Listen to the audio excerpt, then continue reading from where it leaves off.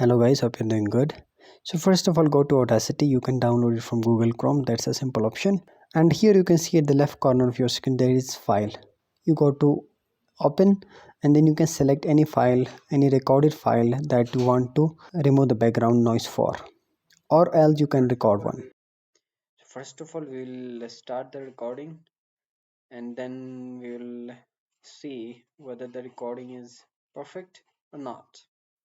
First of all, we'll start the recording and then we'll see whether the recording is perfect or not.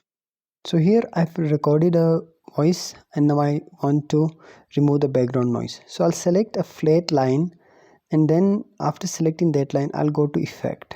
In effect you can see the option here, you can see the option of noise reduction. You simply click noise reduction and then you press get noise profile, then select all the profile, control A, then you again go to effect and again go to noise reduction, then press OK. First of all, we'll start the recording and then we'll see whether the recording is perfect or not. So after doing this, you will experience that your background noise has been reduced and your voice is clear to be used in your any document. Then you go to save project or you can just export it in MP3. Thank you so much for watching the video. Subscribe for more short videos like this.